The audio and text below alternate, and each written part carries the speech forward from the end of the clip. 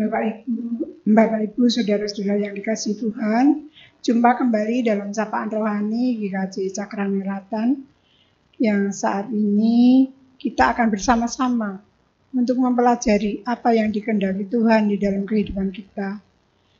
Kita akan sebelum kita masuk di dalam firman Tuhan, kita akan berdoa terlebih dahulu.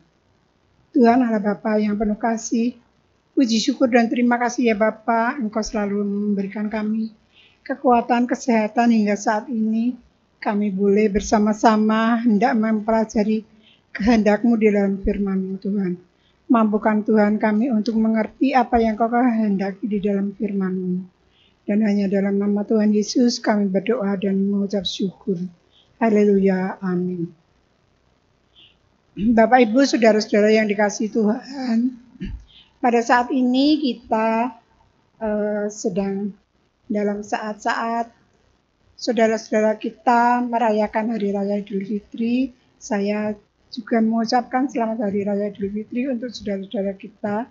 Dan saat ini yang akan kita bahas adalah tentang sebatas kata-kata. Judulnya sebatas kata-kata yang terambil dari 1 Samuel 23. 1 Samuel 23 ayat 28 dan nanti disambung dengan 1 Samuel 24 ayat 5 dan ayat 21-22. Demikian bunyinya. Ini tentang Saul. Maka berhentilah Saul mengejar Daud dan pergi menghadap orang Filisti. Itulah sebabnya orang menyebut tempat itu Gunung Batu Keluputan. Dan ayat yang ke-24, yang kelima, lalu berkatalah orang kepada Daud, telah tiba hari yang dikatakan Tuhan kepadamu. Sesungguhnya aku menyerahkan musuhmu ke dalam tanganmu, maka perbuatlah kepadanya apa yang kau pandang baik.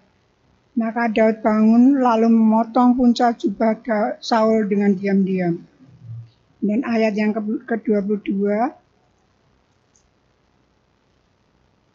oleh sebab itu bersumpahlah kepadaku demi Tuhan bahwa engkau tidak akan melenyapkan keturunanku dan tidak akan menghapuskan namaku dari kaum keluargaku.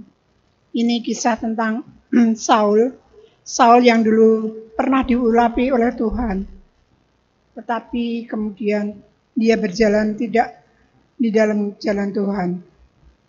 Ketika kita menyadari telah bersalah kepada orang lain, sebagian orang tentu merupakan menyampaikan dengan penyesalan dengan minta maaf. Ada juga yang menyatakan penyesalannya dengan cara menangis, sampai dengan cara menangis. Namun, mengaku bersalah dan menangis bukan jaminan kalau dia tulus menyatakan penyesalannya. Sebagai contohnya, sebagian orang melakukan karena mereka menyatakan minta maaf itu karena terpaksa. Mungkin karena terpaksa atau juga karena dilema. Atau juga karena hanya basa-basi. Ada juga karena emosi saat. Seperti saat ini kalau kita mendengarkan maaf ya, kalau kita bersalah ataupun orang lain bersalah, maaf ya, tapi benarkah maaf itu sampai ke dalam hati? Ataukah itu hanya ucapan saja? Ini dapat kita lihat dalam kisah Saul. Saul pada waktu itu dia mengejar Daud terus-menerus dan ingin membunuhnya. Tetapi Daud tidak membalasnya dengan kejahatan. Bahkan di situ diceritakan kalau Bapak Ibu Saudara sekalian membaca seterusnya. Daud itu punya kesempatan untuk membunuh Saul, tetapi tidak dilakukan. Daud pada waktu itu Saul sedang tidur dan Daud ada kesempatan untuk mendekati Saul. Dia hanya memotong sebagian jubahnya saja, punca jubahnya. Itu untuk menunjukkan kalau sebenarnya Daud itu kalau mau dia bisa membunuh Saul. Tapi tidak dilakukan. Dan ketika Saul terbangun, dia mendapati jubah terpotong, pakaiannya terpotong. Dia sangat sedih dan menyesal, dan bahkan dia diceritakan di sana Saul itu sampai menangis meraung-raung. Dia menyatakan, benar kamu Daud, kamu dipilih Tuhan untuk menjadi raja, dan itu pasti. Tapi setelah itu Saul pulang ke rumahnya. Dan apa yang terjadi? Apakah penyesalan yang disampaikan itu tulus? Apakah pengakuannya tentang Daud itu tulus? Ternyata tidak. Sesampai di rumahnya, Saul mengerahkan pasukan yang ribuan jumlahnya untuk mengejar Daud. Itulah Bapak Ibu Saudara-saudara, antara kata-kata dan perbuatannya ternyata tidak sama. Dan Daud akhirnya bisa mengalahkan Saul. Saul akhirnya meninggal, mati karena perbuatannya sendiri juga. Itu sama dengan kita saat ini.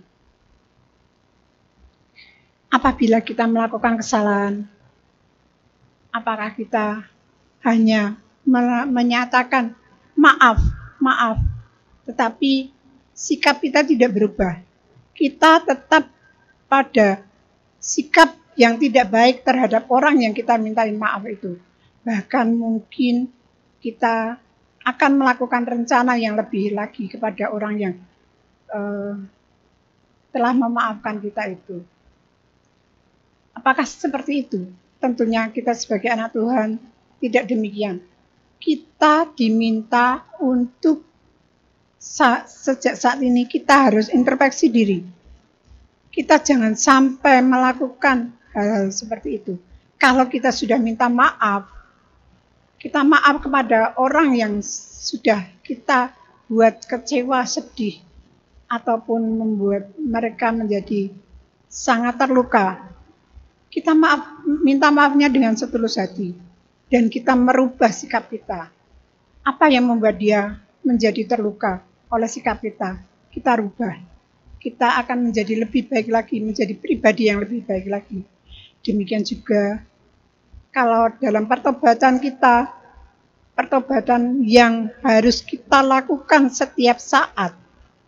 Apabila kita melakukan kesalahan terhadap Tuhan, yang otomatis kita melakukan kesalahan terhadap sesama kita. Kita harus merubahnya, mengubahnya. Perilaku kita semakin hari semakin baik, semakin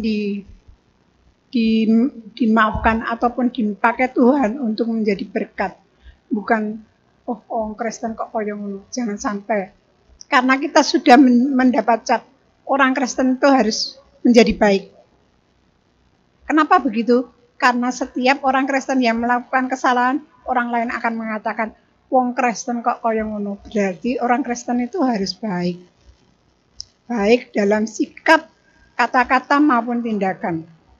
Jadi sejak saat ini mari kita, setelah kita diingatkan dengan firman Tuhan pada saat ini, mari kita ubah hidup kita menjadi lebih baik lagi. Pertobatan yang kita lakukan itu harus dengan tulus kita lakukan. Bukan hanya sekedar kata-kata saja. Kata-kata maaf yang tidak ada maknanya dan tidak ada tindakannya, itu sama dengan bohong. Kiranya Tuhan senantiasa menuntun hidup kita dan senantiasa kita menjadi pribadi yang lebih baik. Tuhan Yesus memberkati. Haleluya. Amin.